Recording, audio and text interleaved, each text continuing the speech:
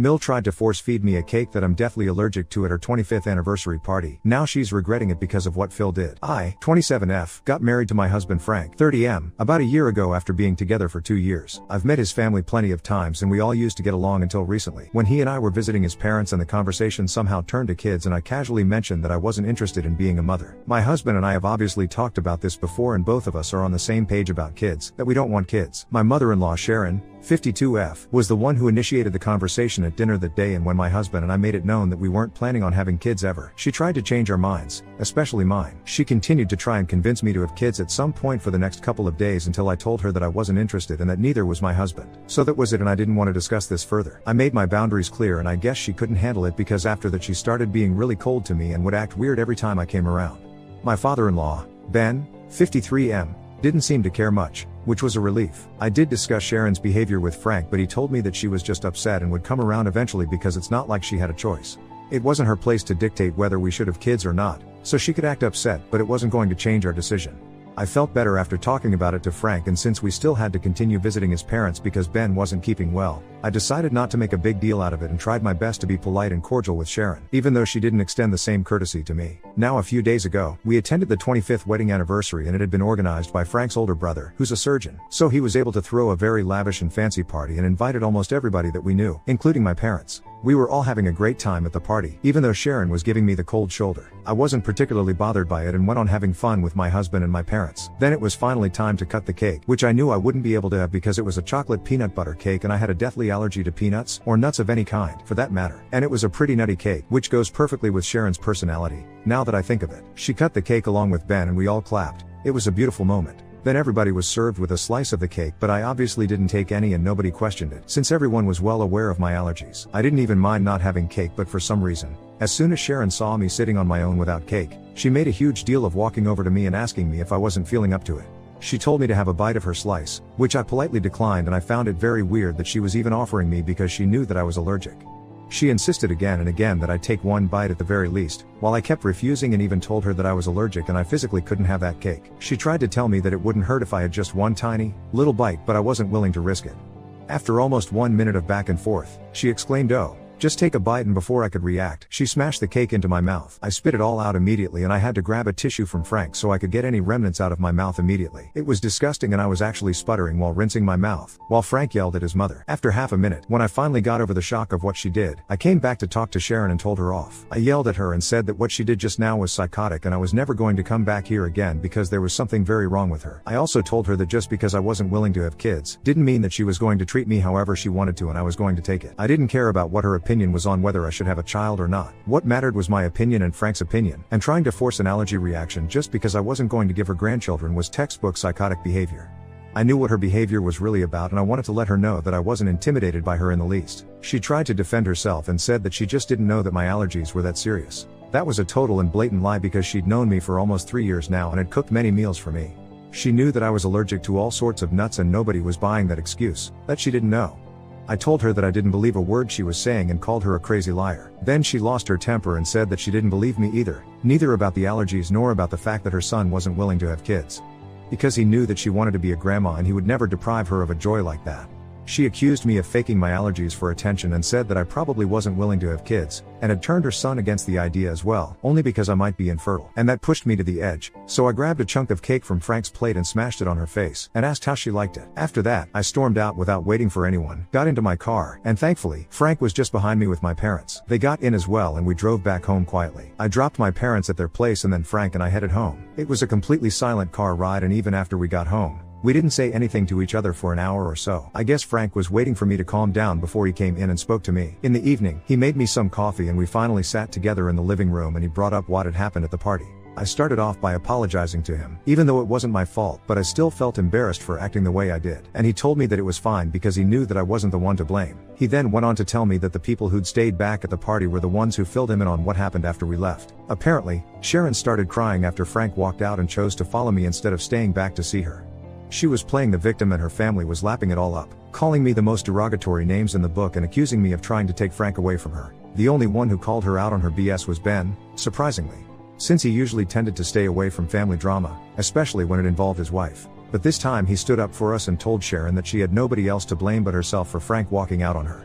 because she'd always been a control freak and couldn't stand it whenever somebody tried to do anything that didn't align with her plans. They got into a bad fight and everybody just waited around awkwardly, while they argued with each other. Sharon accused him of choosing me over her and said that he was being unreasonable, but Ben stuck to his guns and didn't back down. They just went on arguing until Frank's older brother finally broke them up, and everybody went home after that because the day was pretty much ruined. One of Frank's cousins recorded the fight and it was nice to see Ben sticking up for us. She and a couple of other relatives are the only ones on our side right now. Frank's brother thinks that I should apologize because he believes that I overreacted, and that I shouldn't have brought up my personal grudges against Sharon on the day of their anniversary and made it all about myself. And not just him, but Sharon's family also feels the same way and is saying that I owe them an apology because the fight wasn't even about us having kids or anything else in the first place. I made it about that. They think that I shouldn't have brought it up, and if I had been that offended by Sharon trying to force me to eat cake, then I should have just walked out after that, instead of retaliating and creating a whole scene. They believe that I was the reason that Ben and Sharon ended up fighting, and had I just done the right thing and walked off, then nobody would have had to deal with that fight later.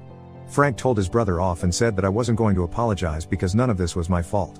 But all of them are pretty convinced that I'm the culprit and I ruined Sharon's anniversary party on purpose and caused Ben and Sharon to fight on their anniversary. From what they told me, the two of them aren't even talking right now, since Sharon packed a few of her things and went to live with a friend of hers after their big fight. Ben hasn't even tried to call her back. So Ida for fighting with my mother-in-law on the day of her anniversary for trying to force feed me cake? Update 1. Hey, thank you for all the comments. Frank and I are really grateful for all the support and the overwhelming number of people who commented to tell us that we are indeed not the ones at fault here. I did feel a tiny bit responsible when I learned that Ben and Sharon weren't even on talking terms after they fought. But after reading the comments, I realized that this wasn't my fault. It was Sharon's fault. She ruined her own party by making it all about me. To be precise, she didn't even make it about me. She made it about her issues with me, which is even worse because that day was supposed to be a celebration of her marriage to her husband. She chose to try and force feed me a cake that she knew very well I was allergic to, just for the heck of it. And then when the situation got worse, she started crying and playing the victim as if she wasn't the one trying to trigger an allergic reaction, only because I'd told her that I wasn't going to give her grandkids. And it isn't even as if I owe her grandkids, nobody does. She ruined her own party, period. I don't owe her anything, not an apology, and definitely not grandchildren. It's been a few days and Frank's brother and a couple of other relatives of his have been texting him almost every day to give him unnecessary updates on how Sharon is doing, which is almost always a reminder that she's miserable and a way to tell us that we're the reason behind her misery. He hasn't replied to any of them and is just ignoring it all, but he hasn't blocked them either because he thinks that Sharon might snap and go crazy and he'd want updates for when that happens, in case it's a little too intense for them to handle, if y'all know what I mean. Meanwhile, Ben's been doing just fine. We went over to his place the other day to see how he's been and he appears to be completely unbothered by Sharon leaving. He told us that, for a long time, he hadn't said anything to her even though he could tell that she was becoming a little too overbearing and controlling and could predict that at some point, either Frank or I were going to snap at her. He tried to warn her several times in person but she'd just never listen, and when she started crying at the party after we left, he couldn't take it because he could just see through her so clearly and knew that she was trying to gain sympathy after screwing up. So he called her out on her BS, and as usual, she couldn't handle the truth. So she left. He told us that he knows she expects him to reach out to her first and apologize for the way he behaved, but he's not going to do that anymore, because he says he's too old to constantly be sorry for speaking his mind. And if after 25 years of marriage, she still can't handle this sort of candor, then they probably shouldn't be married. Update 2. So, a couple of things happened after that last update. Firstly, Sharon reached out to Frank to demand an explanation for why he was visiting Ben but not her. I guess the neighbors must have seen us come and snitched on us or something. Frank told her that since this fight was actually her fault, he figured that his father would need him more than she would, because she's just upset for sympathy and we can see through that act now. She got offended by that and they had an argument on the phone, and for some reason, she started accusing me of turning him against her. As if she doesn't do that job well enough herself. She told Frank that this was all my doing and she knew it. And even when Frank tried to tell her that I had nothing to do with this, and these were his own personal opinions, she wouldn't hear it and insisted that this was all my fault. That lady has it in for me, just because I don't want to have kids. And it's the most ridiculous reason I can think of to hate somebody. I told Frank that I didn't want to talk to her anymore, and if she called again, then he shouldn't entertain it, and he agreed. Because there's just no point in trying to reason with her. She's beyond that. The second thing that happened was that we visited Ben at his house yesterday, in the evening, and for the first time, he offered us drinks. Ben usually doesn't drink because of his health, and we weren't sure if it was the right idea yesterday, but he insisted on it. Apparently, he'd spoken to a lawyer and was thinking of getting a divorce. It's a very big move, after 25 years of marriage, and we asked him if he was sure about it, but he didn't seem to care and didn't even seem upset. Frank was a little shaken up by that news and took some time to process it, but Ben told him that this was the best decision that he could make under these circumstances. He said that he'd been thinking about this for a while now because he just wasn't happy and Sharon was becoming increasingly annoying to be around. When we asked him how long he'd been considering a divorce, we expected him to say maybe a month or two, but he shocked us and said that he'd been thinking about it for almost 10 years now. He told us that when Frank was 20 and was about to graduate college, Ben thought that now that Frank was an adult and could handle his life and his finances, he could join his brother in a new business venture. Both of them had been talking about it for quite some time, but Ben hadn't been able to commit because he had a family to look after, unlike his brother, and had a lot more financial responsibilities resting on him that he had to think about, so he couldn't just quit his job and start a new business which could take some time to become stable. But after Frank graduated, he told his brother that he was ready and he was about to quit his job, but while discussing it with Sharon, she told him it was a terrible idea and made him back down. She said that they wouldn't know for sure if the business was going to take off, and Frank didn't even have a job yet, so he'd probably need money for a couple of years before he was finally able to settle down. He tried to reason with her and even said that he could probably work in the business part-time and retain his job, but she made him give up the idea altogether, and now, his brother who runs the business on his own is earning almost thrice the amount that he makes. They've kept in touch and there's not a day that goes by where Ben doesn't regret listening to what Sharon had told him. She hadn't even tried to talk to him but had given him an ultimatum, that if he took his brother up on that offer then she'd take Frank and leave him, which forced him to give up on that idea. His brother still wants him to come on board, but Ben feels like he's just too old. And he's going to retire in a couple of years anyway, so it's just not going to be worth it. Frank was almost on the verge of tears because of how dejected his father sounded while talking about the opportunities that he'd lost, just because he listened to Sharon, who wasn't willing to bet on a brilliant mind like him. And it's true, Ben actually is one of the wisest and most intellectual people I know personally. I knew that if he was willing to invest in something, then it definitely wasn't a bad idea. And it's being proved by his brother, who worked on the business idea that Ben created and is now a successful businessman. Frank suggested that he take up whatever position his brother was going to offer him, even if it was just a couple of years away from his retirement, because at the end of the day, at least he'd have the satisfaction of knowing that he tried. Ben argued that it was too late for him and said that the position was not a problem because his brother was ready to make him a partner in the firm, but he was just not into it anymore. We were really upset to hear him talk like that, so Frank and I decided that we were going to talk some sense into him, and we kept convincing him that he should talk to his brother and join him, because it was never going to be too late to do something for yourself. It was corny and preachy, but after a while, we managed to convince him to at least contact his brother about this and talk to him about it, which is good. As for the divorce, we're obviously going to be supporting him in it. Sharon can't just try and control everybody's lives around her and think that it's completely fine and she can get away with it. The way she treated Ben wasn't fair, and what she did to me and Frank recently is also not fair, and she needs to know and learn that she can't just push people around and bully them into doing what she wants them to do. It finally makes sense why Ben was so upset when she was trying to humiliate us at the party, all because we weren't willing to obey her orders. And even after all of this, she still has the audacity to pretend like she's somehow the victim in the situation. I don't even feel bad for her anymore because she's shown us that she doesn't deserve any sympathy from anyone.